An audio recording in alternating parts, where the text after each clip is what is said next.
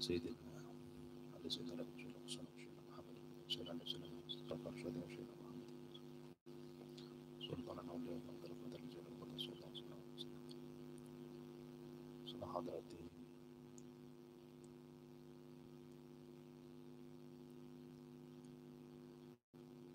يزيد أبو عبد المفتي محمد بن عمر بن عربي بن علي بن طمر الجاري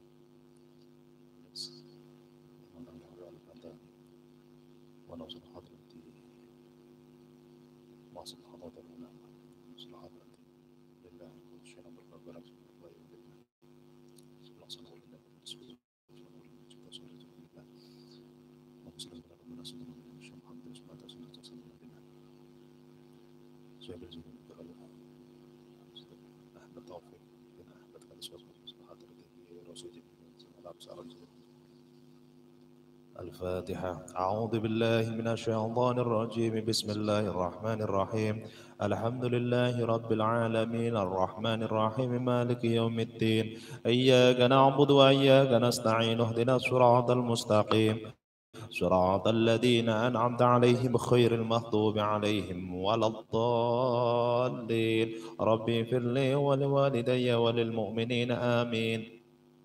اللهم صل على سيدنا محمد الفاتح لما أغلق والخاتم لما سبق ناصر الحق بالحق والهادي إلى صراطك المستقيم وعلى آله حق قدره ومقداره العظيم. اللهم صل على سيدنا محمد الفاتح لما أغلق والخاتم لما سبق ناصر الحق بالحق والهادي إلى صراطك المستقيم وعلى آله حق قدره ومقداره العظيم. اللهم صل على سيدنا محمد الفاتح لما أغلق والخاتم لما سبق ناصر الحق بالحق والهادي إلى صراطك المستقيم وعلى آله حق قدره ومقداره العظيم. Assalamualaikum warahmatullahi wabarakatuh. Bismillah, bismillah, alhamdulillah, wassalatu wassalamu ala rasulillah Sayyidina Muhammad ibni Abdillah wa ala alihi wa sahbihi wa mawalah. La hawla wa la quwata illa billah. Allahumma salli ala Sayyidina Muhammad al-Fatihi lima ukhliq wal khatimi lima sabaq nasiril haqqi bil haqq wal hadi ila siratikal mustaqim wa ala alihi haqqa qadrihi wa miqdarihil azim. Raditu billahi rabba wa bil islami dina wa bi Muhammadin nabiyya wa rasula. Rabbi sidni ilman warzuqni fahman. Amin amin ya rabbal alamin. Amma ba'du. Hadratil mukaramin wal muhtaramin, para alim, para kiai, para ustadz, para sepuh bini sepuh ingkang tansah kula muliaken, kepada sahabat-sahabat Gerakan Pemuda Ansor Ranting Kabunan, baik yang hadir di majelis maupun yang menyimak di rumah masing-masing. Mudah-mudahan senantiasa diberikan rahmat oleh Allah Subhanahu wa Ta'ala.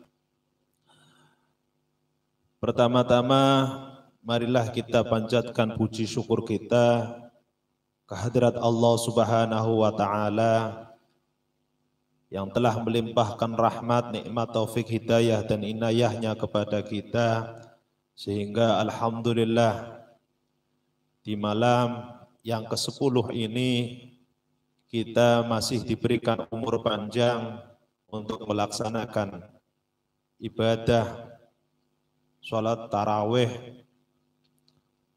Mudah-mudahan umur kita senantiasa diberkahi dan dipanjangkan hingga akhir Ramadan. Salawat serta salam tak lupa tercurah limpahkan kehadirat junjungan kita Nabi Agung, Nabi besar Muhammad sallallahu alaihi wasallam, Nabi yang telah membawa kita dari zaman jahiliyah menuju zaman yang penuh cahaya Islamiyah. Nabi yang kita nantikan syafaatnya besok di yaumil qiyamah. Semoga kelak nanti kita dikumpulkan oleh Allah serta keluarga kita, anak keturunan kita bersama-sama di surganya Allah Subhanahu wa taala dengan baginda Rasul. Amin amin ya rabbal alamin. Hadirin rahimakumullah. Katon wagunemen ketika nyong jagung nang kene dijadwal kon ngisi ngaji Ansor sing notabene sahabat-sahabat semua itu lebih alim, luwih ngerti tinimbang aku sing jagung nang kene. Bahasane kayak kemutan nguyahi segara. Wong kaya aku ngin ngerti maring sahabat-sahabat, gue katon lucu, tapi sing samono monggo bareng-bareng belajar diniati ngurip-urip malam Ramadan. Muga-muga niat belajar nyong sampean kabeh tercatat dadi amal ingkang sae lan mugi-mugi angsal ridho saking Allah Subhanahu wa taala. Amin amin ya rabbal alamin. Hadirin rahimakumullah. Sedikit di sini saya akan bareng-bareng belajar tentang hak lan kewajibane seorang suami istri sing diterangna nang kitab Uqudul Ijen karya Syekh Muhammad bin Umar Al-Nawawi Al-Bantani sing terkenal Syekh Nawawi Al-Bantani. Sedurunge aku nerangna isi dari kitab Uqudul Ijen bab loro saya akan membacakan sedikit biografi pengarang kitab Uqudul Ijen. Dene kitab Uqudul Ijen gue mau dikarang oleh nama dari sekian banyak ulama yang sudah tidak asing lagi bagi umat Islam di Indonesia. Bahkan kebesarannya sering terdengar disamakan dengan ulama klasik mazhab Syafi'i yang terkenal dengan sebutan Imam Nawawi. Imam Nawawi adalah seorang ulama besar yang lahir di Tanaro, Kecamatan Tirtayasa, Kabupaten Serang, Banten pada tahun 1813 Masehi atau 1230 Hijriyah.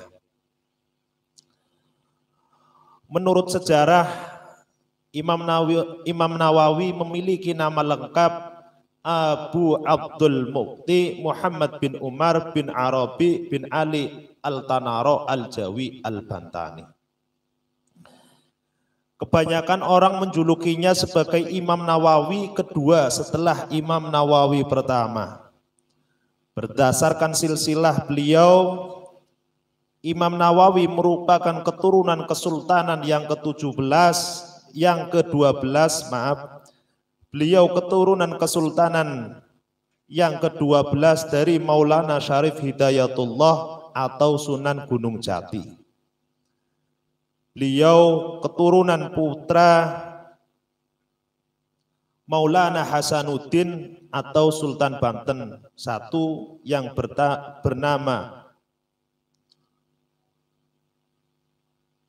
yang nazabnya bersambung dengan baginda Nabi Muhammad sallallahu alaihi wasallam melalui Imam Ja'far As-Siddiq, Imam Muhammad Al-Baqir, Imam Ali Zainal Abidin, wa Sayyidina Husain bin Ali bin Abi Thalib bin Arabi, seorang pejabat penghulu yang memimpin masjid kemudian belajar kepada Kiai Haji Sahal, ulama yang terkenal di Banten dan mengaji kepada Kiai Yusuf Purwakarta. Selanjutnya meneruskan belajar ke Tanah Suci Makkah. Beliau mempelajari beberapa cabang ilmu, di antaranya ilmu kalam, bahasa, sastra Arab, ilmu hadis, tafsir, dan ilmu fikih. Pada tahun 1860 Masehi, beliau mulai mengajar di lingkungan Masjidil Haram. Prestasi mengajarnya cukup memuaskan dengan kedalaman pengetahuan agamanya sehingga mendapat gelar Sayyid Ulama Al-Hijaz, Al-Imam Al-Mahaqqiq wa Al-Fahmah Al-Mutaqiq, Ayin Ulama Al-Qarn Al-Ram Ashr li Al-Hijrah, Imam Ulama Al-Haramanya. Murid-murid Imam Nawawi diantaranya yaitu Kiai Haji Khalil Bangkalan Madura, kemudian Hadrati Syekh Kiai Haji Hasyim Asy'ari Tebuireng, pendiri organisasi Nahdlatul Ulama, bersama Kiai Haji Wahab Hasbullah. Kemudian murid-murid yang lainnya yaitu Kiai Haji Asy'ari dari Bawean, Kiai Haji Tubagus Muhammad Asnawi dari Caringin, Labuan, Pandeglang, Banten. Kemudian Kiai Haji Tubagus Bakri dari Sempur, Purwakarta, Kiai Haji Abdul Karim dari Banten, dan Kiai Haji Mahfud Al-Tarmasi dari Tremas, Jawa Timur. Para murid Imam Nawawi tersebut menjadi ulama ternama dan tokoh nasional Islam Indonesia. Hadirin rahimakumullah. Imam Nawawi telah banyak mengarang kitab yang bahasa dan isinya sangat mudah untuk dipahami. Kitabnya berjumlah sekitar 100 yang bisa digolongkan dalam 6 bidang keilmuan, yaitu fikih, kalam atau teologi, akhlak atau tasawuf, tafsir dan hadis, gramatika, bahasa Arab, dan sejarah Nabi. Setiap ulama identik dengan suatu kelebihan yang tidak dimiliki oleh ulama lain. Kiai Nawawi memiliki banyak sekali kelebihan, di antaranya jari telunjuk Imam Nawawi dapat menyala dan menerangi sekedupnya seketika dalam perjalanan di malam hari yang gelap gulita. Imam Nawawi mendapat inspirasi untuk menulis dan harus segera diwujudkan dalam bentuk tulisan. Tulisan-tulisan tersebut adalah kitab Maraqi Al-Ubudiyah, syarah kitab Bidayah Al-Hidayah karangan Imam Al-Ghazali. Kelebihan lainnya yaitu jenazah Imam Nawawi beserta kafannya masih utuh walaupun sudah bertahun-tahun dikubur. Imam Nawawi juga mampu melihat dan memperlihatkan Ka'bah tanpa alat apapun. Imam Nawawi wafat pada tanggal 25 Syawal 1314 Hijriah atau 1897 Masehi dan dimakamkan di pemakaman Ma'la Makkah. makam Imam Nawawi dengan makam Siti Khadijah. Makam Imam Nawawi juga bersebelahan dengan makam anak perempuan Sayyidina Abu Bakar Siddiq, yaitu Asma binti Abu Bakar As-Siddiq. Semoga dengan sedikit biografi tentang pengarang kitab beliau Imam Nawawi Al-Bantani, mudah-mudahan kita termasuk santri beliau, diakui menjadi santri beliau yang kelak akan dikumpulkan oleh Allah bersama-sama dengan beliau di surganya Allah Subhanahu wa taala, dan semoga ilmu yang akan kita pelajari mendapatkan ridho serta manfaat dari Allah Subhanahu wa taala. Amin amin ya rabbal alamin. Sedikit profil tentang kitab Uqudul Ijen yang melatar belakangi Imam Nawawi mengarang kitab Uqudul Ijen, yaitu sebagai jawaban atas permintaan sebagian orang yang menginginkan beliau untuk memberi penjelasan dalam sebuah risalah ringkas yang membahas tentang masalah suami istri. Sing burung bojo sih kepriben, ora apa-apa, engko bekal ketika wis bojo. Ya, ora apa-apa. Aduh, parane pelajarannya tentang arane wong bojo, kok sing kurang duwe bojo priben. Nah, belajar ya. Harapannya yaitu bisa memberi manfaat bagi orang yang menginginkan kebaikan. Wong rumah tangga ya pasti pengennya sing apik-apik. Ya, kepokok sing gurung bojo, ya muga-muga berbeda pada bojo. Ya, betul. Dengan menyusun kitab ini, beliau berharap kepada Allah Subhanahu wa taala agar senantiasa memberikan pertolongan dan rasa ikhlas dalam hati serta menerima penyusunan kitab ini agar dapat memberikan kemanfaatan dan menjadi bekal bagi para suami istri. Beliau juga berharap semoga mendapatkan pertolongan dari baginda Nabi Muhammad sallallahu alaihi wasallam. Semoga diampuni dosa dan diangkat derajat kedua orang tua serta kaum muslimin yang setia kepada Imam Nawawi. Menurut Kiai Haji Husain Muhammad, kitab Uqudul Ijen itu merupakan satu-satunya kitab yang dipandang masyarakat pesantren sebagai kitab yang paling representatif untuk membicarakan masalah hak dan kewajiban suami istri.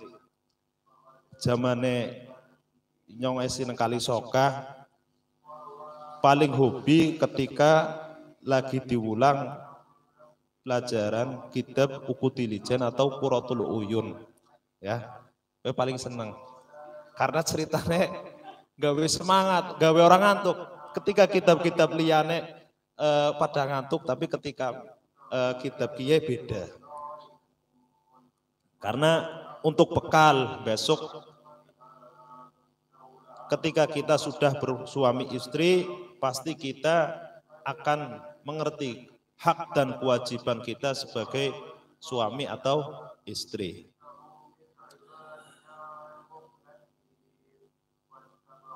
Kitab ini sampai saat ini masih tetap dipertahankan dan dibela serta dipandang memiliki relevansi dengan zaman dan kondisi bagaimanapun.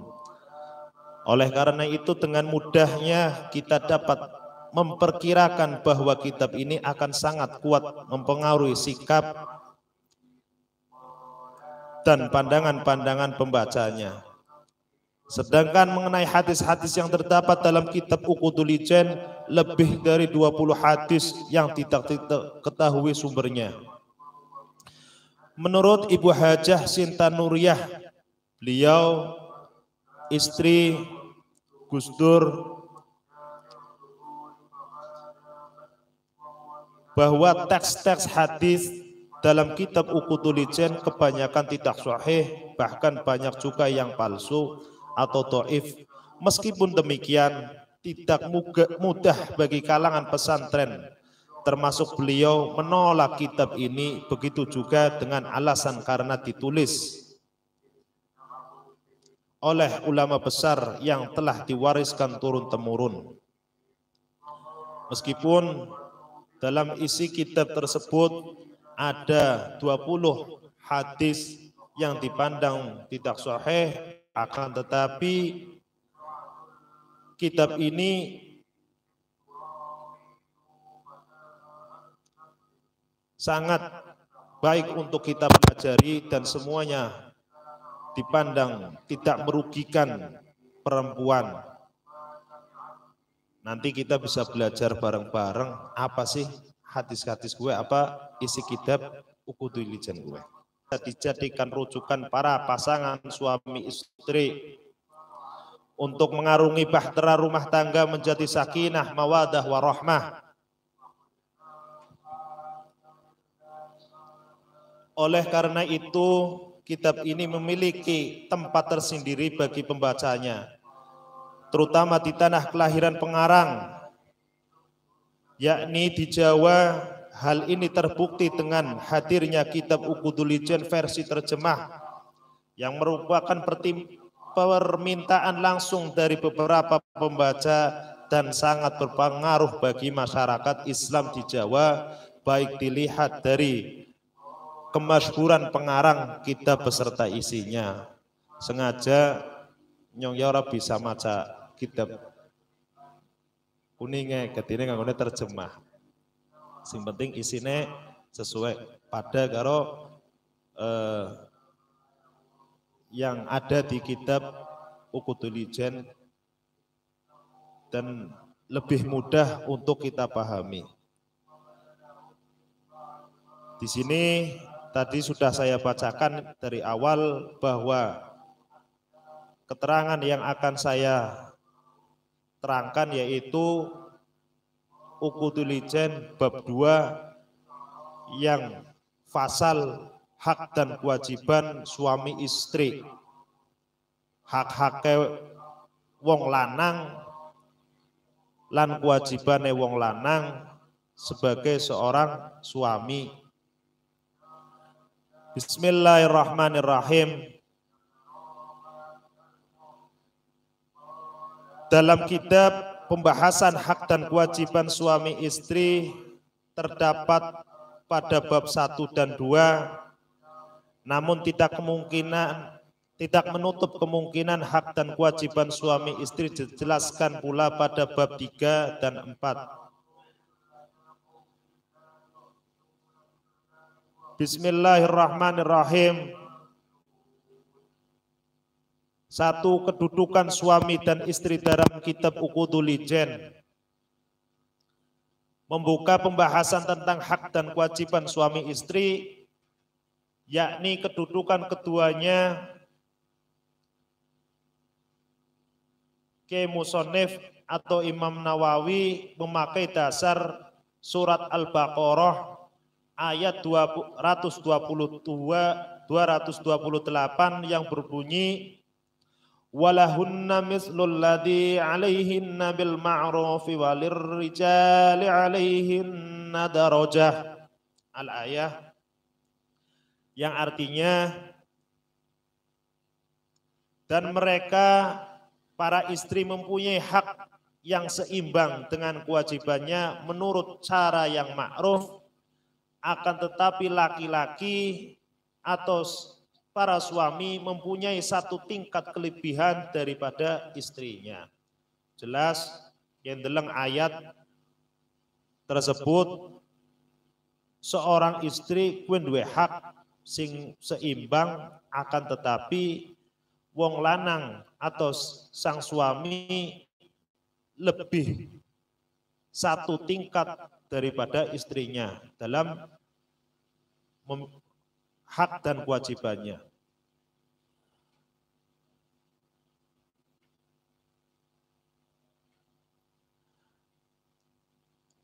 Dalam memberikan kewajiban,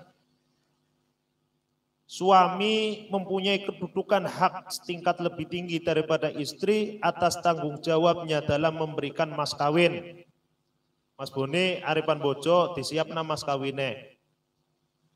Nah, ketika bojo pun mas kawine aja sacuilan. Ya, kaderan gelem mas kawine sandal jepit. Sandal petat kok lasi, ya. Mas kawine sing akeh. Mendingan wong tuane ari ngopeni awit cilik sampai gede cukupan di mas kawini sendal jepit atau lengah sing lagi kangelan.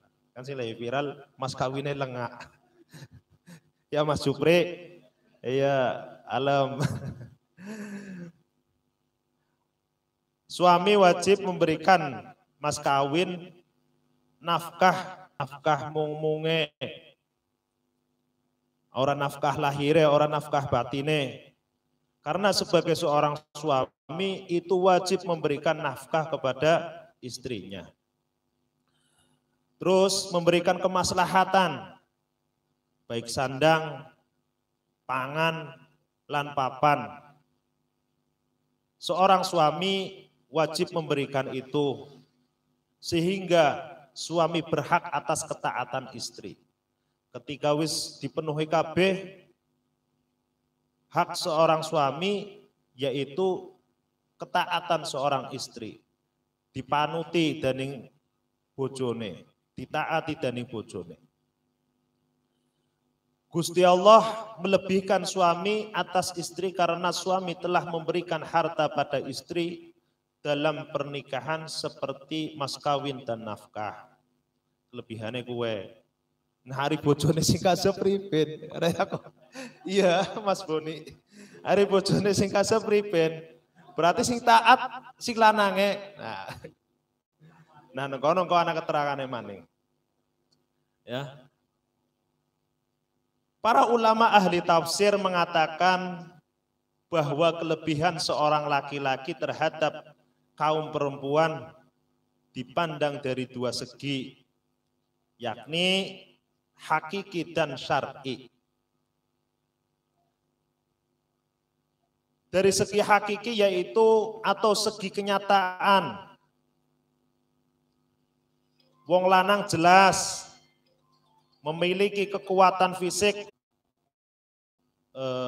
Sulam Taufik suarane wong wadon pun termasuk aurat ya. Aurat wong wadon termasuk kayak suarane wong wadon. Nah, maka ana salah sijine keterangan sing nerangna bahwa ketika mendengar suarane wong wadon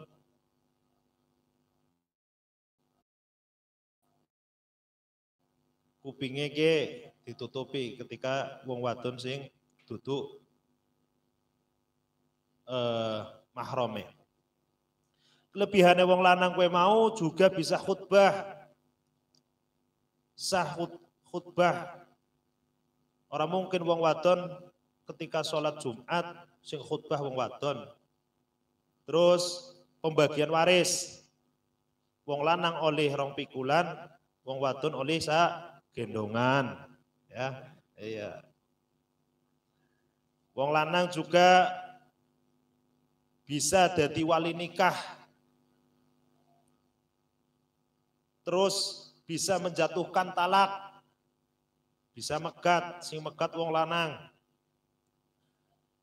Terus bisa poligami lan liya-liyane, karena fisik seorang laki-laki juga lebih kuat wong lanang. Sedangkan dari segi syar'i, yaitu melaksanakan dan memenuhi haknya suami, ketentuan syarat seperti memberikan mas kawin dan nafkah kepada istri. Ya berarti sing nentukna sing ngain nafkah lahir atau batin dan juga memberikan mas kawin itu seorang suami. Orang mungkin bojo sing ngain mas kawin wadone, ya. Yang kedua, kewajiban suami terhadap istri. Bersikap baik dan bijaksana dalam berbicara dan mengatur waktu untuk istri. Sing gurung bojo, wajibane suami diantarane nomor 1 bersikap baik dan bijaksana dalam berbicara dan mengatur untuk istri. Maksudnya apa? Ngomong sing alus, aja seruangan, sing bijaksana ketika menentukan sesuatu dalam berbicara dan mengatur waktu untuk istri. Allah Subhanahu wa taala berfirman dalam Quran An-Nisa ayat 19 yaitu wa'ashiruhunna bil ma'ruf, dan pergaulilah dengan mereka istri-istri dengan cara yang ma'ruf. Ma'ruf nang kene kudu arane wong ya. Ma'ruf di sini dalam Al-Qur'an surat An-Nisa berarti patut dan bijaksana atau bijaksana. Hal ini dimaksudkan bahwa suami harus bijaksana dalam mengatur waktu untuk istrinya. Hal lain yang dimaksudkan dalam kepatutan di sini adalah kehalusan dalam berbicara. Ma'ruf menurut pandangan agama seperti bersopan santun, perangai alus, orang brongos, orang galak karo wong wadon. Bahkan sampai pada batas berdandan. Pakaiannya sing apik. Karena wong wadon kue ketika melihat seorang suami ya penampilan pun juga kudu sing menarik. Ya, bir ngatokna bojone ya, bojone ayu, lanange ya. Bahkan kono ana tulisan aparane ana kata-kata sing dibalik istri yang glowing ada suami yang busik ya. Iya, sing lanange nyambut gawe kedebak-kedebuk ternyata anak. Di sini di Al-Qur'an dijelaskan bahwasane wong lanang kudu berpenampilan sing apik di hadapan seorang istrinya. Ya. Aja balikas ngeletane manjat ya, melas ya. Ketika kita sedang bersanding dengan istrinya juga kita harus menjaga penampilan ya. Bersih-bersih dhisik Mas Honi ya. Iya, masih mampu keringat aja, melas bojone. Karena Gusti Allah wis perintah bahwa ketika kita akan menggauli istri juga harus berdandan.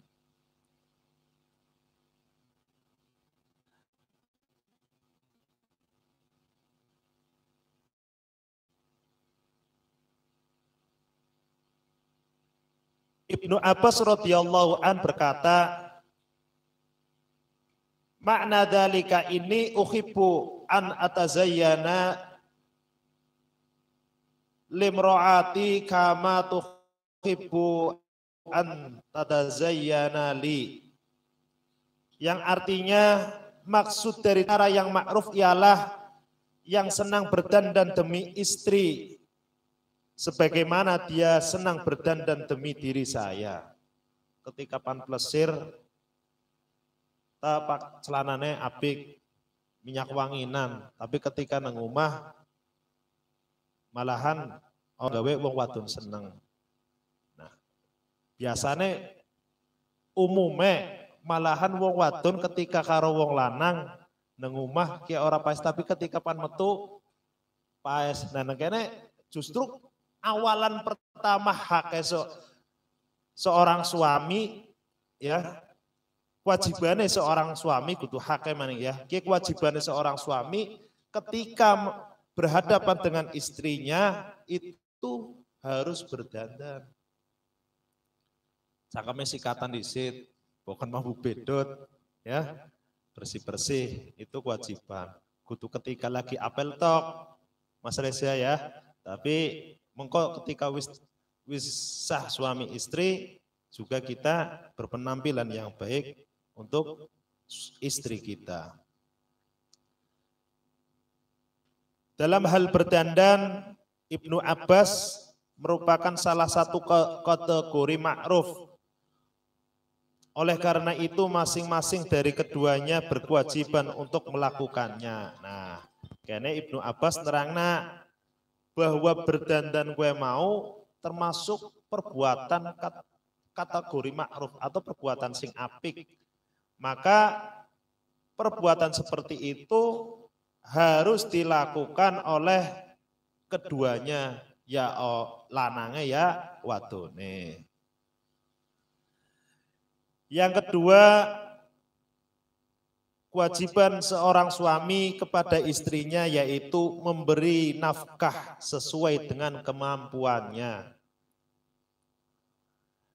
Dalam pandangan ekonomi keluarga secara konvensional, suami bertanggung jawab terhadap kelancaran kebutuhan keluarga. Sing intine ben kualine aja kemurep, ben dapure tetep ngebul.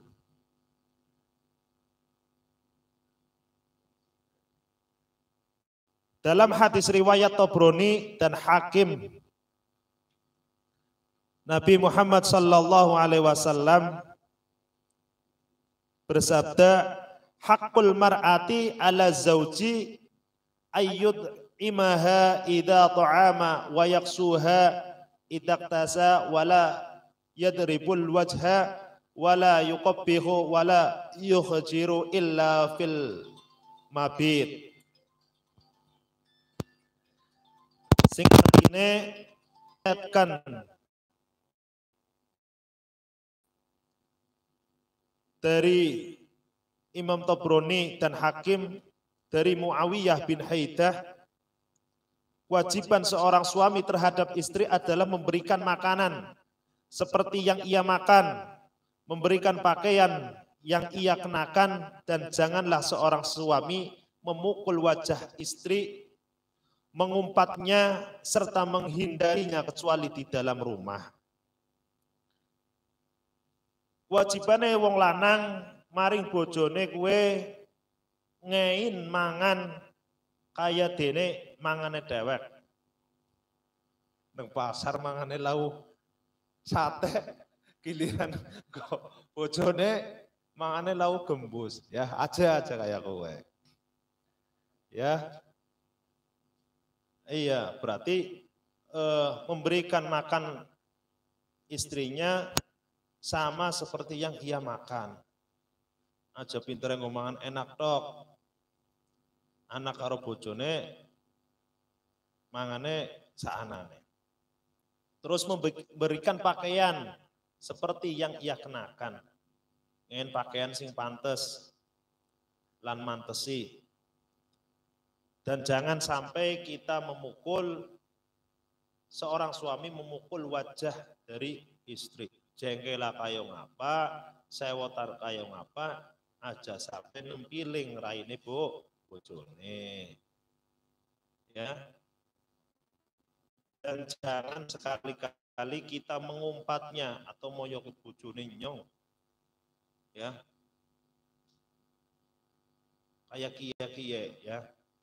Atau menghindarinya, berarti ninggal bojone kecuali di dalam rumah. Maksudnya ninggal bojone kecuali di dalam rumah itu apa? Di sini diterangkan bahwasane ora oleh ninggalna bojone kecuali di dalam rumah. Ketika bojone lagi lagi tukaran bahasa ketika berumah tangga, pasti kita pernah merasakan tukar padu itu hal yang wajar. Akan tetapi jangan sampai kita meninggalkan seorang istri kecuali di dalam rumah. Berarti ketika lagi sewot, ungkur-ungkuran, ya turu bae maring jaba atau maring ruangan tengah. Aja sampai ninggal nawong wadon nang omah dewekan terus dewek luruh kesenangan atau kepuasan tersendiri di luar. Sebagai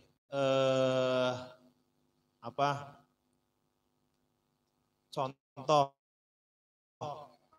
ataupun nasihat ketika saya pribadi nembe kawinan anyar bersilaturahim kepada paman-paman di tempat saya, dan paman saya menerangkan, berpesan kepada istri saya, "Nok, Mas Imam ki saiki wis dadi bojone." Ya. Bojone Nok ya, Mas Imam ki dudu wong sugih, dudu pegawai sing gajiane akeh. Rahasiane ketika rumah tangga dadi sakinah mawaddah warahmah kuwe gampang. Bareng-bareng terima. Ketika ana masalah nang rumah tangga aja sampai wong liyane krungu, termasuk bapak lan ibu atau bapak mertua lan ibu mertua. Ketika ana masalah nang umah mertua aja sampai wong tua krungu. Ketika ana masalah nang wong tua aja sampai mertua krungu. Sing maksudnya apa? Ketika berumah tangga kita harus bisa saling menjaga. Aja tela-tela tutur, mak kayak kiye sing lanang nyong ora ngain mukur turu-turunan tok, atau apa orang gelem kasep, jangan seperti, atau ketika ada masalah sepele kait dengan tidak keharmonisan, jangan sampai orang tua kita atau mertua kita mengetahuinya. Karena ketika kita suka mengadu dalam rumah tangga, maka sing anak ora harmonis. Kowe pesene pamane aku ketika berbojo. Dan alhamdulillah sampai sekarang menjadi pegangan dan saya berikan kepada sahabat-sahabat saya sendiri yang ada di Kalisoka. Dan semoga sahabat yang ada di majelis ini juga bisa mengambil hikmah dari pesan tersebut.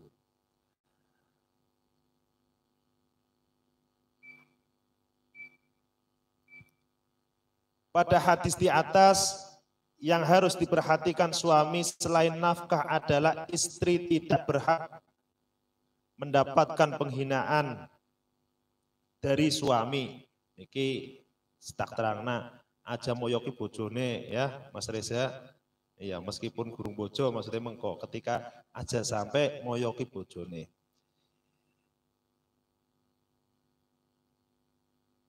Karena baginda Nabi Muhammad SAW melarang suami mengumpat istri, yakni melontarkan kata-kata yang tidak disukainya. Kayak dene dasar wong wadon, seperti itu. Ketika kita lagi sewot karo bojone, biasanya metu kayak kue, ya. Nah, nekono aja sampai mengumpat seperti itu. Nabi Muhammad bersabda, "Yambaghi lirrajuli ayyusiya ra'atahu wa an yunfiqa 'alaiha 'ala qadri wus'ihi." Dan sebaiknya seorang suami berwasiat dan memberi nafkah kepada istrinya sesuai dengan kemampuan, usaha, dan kekuatannya. Keterangan di atas merupakan pernyataan dalam kitab Uqudul Ijen yang menjelaskan tentang kewajiban suami memberi nafkah kepada istri sesuai dengan kemampuan, usaha, dan kekuatannya. Hal ini dijelaskan di akhir pembahasan hak istri, kewajiban suami.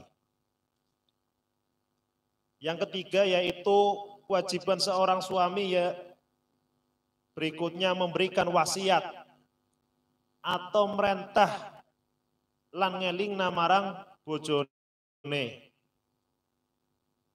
Dengan terjalinnya suatu pernikahan menjadikan seorang suami mempunyai kewajiban untuk memberikan wasiat, perintah dan peringatan terhadap istrinya agar selalu berada di jalan yang sesuai dengan ajaran agama Allah. Bagi seorang suami, hal pertama yang akan dinyatakan malaikat, yang akan ditanyakan malaikat, yaitu masalah sholat keluarganya. Yakni sholat istri dan anak-anaknya. Allah akan melimpahkan rahmat kepada suami yang berwasiat terhadap keluarganya agar memelihara sholat, puasa, zakat, orang-orang miskin dan anak yatim dan tetangga. Gusti Allah bakal melimpahna rahmat maring wong lanang singen wasiat maring keluargane.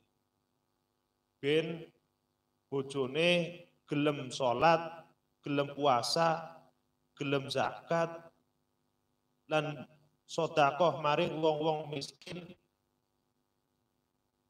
bocah yatim, lan tetanggane. Allah Subhanahu wa taala berfirman dalam Al-Qur'an surat Thaha ayat 132, wa'mur ahlaka bis-sholat, wa'mur ahlaka bis-sholah, yang artinya dan perintahkanlah kepada keluargamu untuk mendirikan sholat, keluarganya agar mendirikan sholat. Hal ini menunjukkan bahwa memerintahkan dan mengingatkan keluarganya merupakan wajib bagi seorang suami. Mana mau sholat? Boleh pokoknya lagi nonton TV. Sampai orang mangkat, engko tanggung 1 bulan maning ya kowe. Anak Mas Honi. Kewajiban yang keempat yaitu sabar menghadapi istri. Nah, kiye sing apik ya. Engko diwaca bareng-bareng. Arane artine. Kewajiban seorang suami maring bojo yaitu sabar ngadepi bojone. Nabi Muhammad Sallallahu Alaihi Wasallam memberikan petunjuk agar seorang suami, beliau bersabda, man sobaro ala su'i khuluq kimro'atihi a'tahullahu minal ajri mislama a'ta ayyuba alaihi salamu ala bala'ih.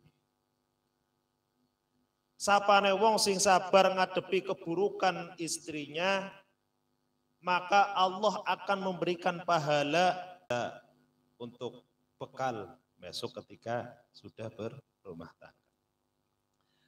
Yang kelima, kewajiban seorang suami yaitu menyenangkan hati istri, gawe bungah maring bojone, gawe bungah marang bojone lan nuruti kehendaknya yang baik. Berarti ketika bojone njaluk sesuatu ya dingein dengan catatan njaluke sing apik. Terus sing ora maha-maha, bahasa kedawunge ya. Aduh, kayak aneh-aneh tok njaluke kawan kan ya kowe. Nabi Muhammad Sallallahu Alaihi Wasallam menganjurkan kepada kaum muslimin yang melakukan hal-hal yang terbaik terhadap istri dengan kebaikan, yakni berhati lembut serta menunjukkan perilaku yang baik terhadap mereka karena faktor lemahnya istri. Aja diseruang ya. Wong wadon ke sifatnya ke lemah, lengus, maka berilah perlakuan yang baik kepada istrinya. Termasuk kebutuhan istri terhadap keluhuran budi suami. Berarti sebagai seorang suami itu harus bisa hilang mana itu bisa. Nah, ya. Sebagai seorang suami harus bisa memberikan kesenangan-kesenangan kepada istrinya yang mampu menyediakan hal-hal yang menjadi keperluan mereka, baik dohir dan batin. Nabi Muhammad Shallallahu Alaihi Wasallam juga memberikan perhatian bahwa istri merupakan titipan Allah Subhanahu Wa Taala yang menuntut tanggung jawab yang sangat besar dari suami. Apabila laki-laki menerima titipan mulia ini, maka mereka telah menerimanya sebagai amanat dari Allah Subhanahu Wa Taala. Bojoke titipan Gusti Allah, ketika nyong sampean kabeh bisa jaga titipan kowe mau, Gusti Allah bakal ngupahi. Contoh, sampean mangkat maring pasar ataupun apa, motornya kan dititipna ya, padahal suruh ngetop. Setelah itu juga sampean bakal ngein uang parkir, duit parkir ya. Kowe logikane gue, atau kayaknya pan anu ya, tolong titip iya. Soalnya pan plesir nang Jogja telung dina, bukan ayame anu yang kok di pakane kan ya kowe. Pasti kok balik si Jogja sampean bakal dingin oleh-oleh. Semono uga Gusti Allah maring seorang suami ketika diberikan amanat seorang istri. Ketika sampean bisa jaga istrinya, maka Allah akan memberikan kemuliaan atau pahala kepada si suaminya. Yang keenam yaitu mengajarkan atau kewajiban seorang suami kepada istri mengajarkan kebutuhan agama atau memberikan pemahaman tentang agama kepada istri. Pada umumnya wong wadon gue mau kurang sempurna akal lan agamane.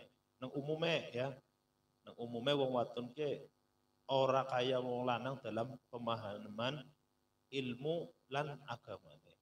Tapi kutumone wong wadon berarti bodoh-bodoh dudu ya. Nang kono pemahaman seorang perempuan biasanya itu kurang tinimbang seorang laki-laki. Maka seorang suami itu wajib memperhatikan ajaran-ajaran agama terkait segala sesuatu yang harus dilakukan terhadap istrinya. Dari mulai toharoh, terus bab-bab yang lainnya, bab sholat, ataupun bab ubudiyah lainnya. Maka kewajiban seorang suami itu harus memberikan pemahaman tentang agama. Maka wong lanang kowe wajib ngerti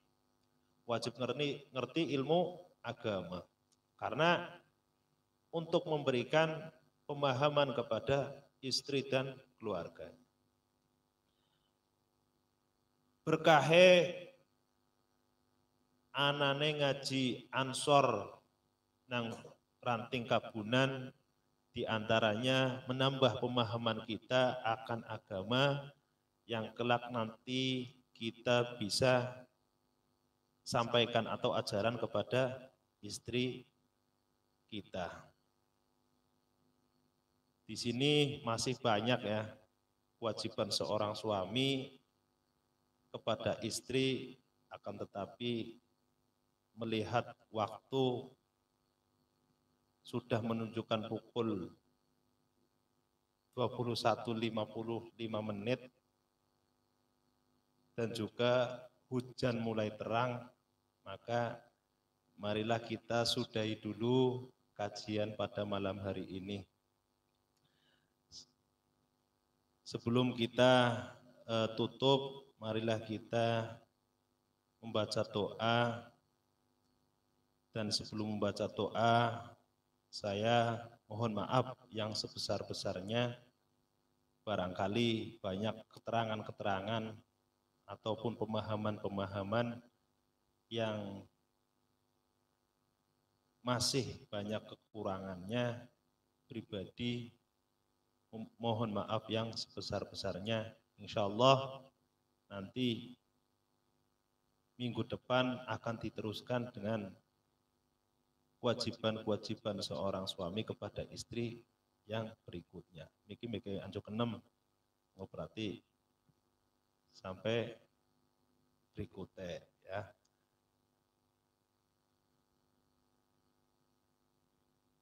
Al-Fatihah. A'udzu billahi minasyaitonir rajim. Bismillahirrahmanirrahim. Alhamdulillahi rabbil alamin arrahmanir rahim maliki yaumiddin. Iyyaka na'budu wa iyyaka nasta'in. Ihdinas shiratal mustaqim. Shiratal ladzina an'amta 'alaihim ghairil maghdubi 'alaihim waladdallin. Rabbi firli wa liwalidayya wa lil mu'minina amin. Asyhadu an la ilaha illallah. Astaghfirullah. Nas'alukal jannata wa na'udzu bika minan nar. Asyhadu an la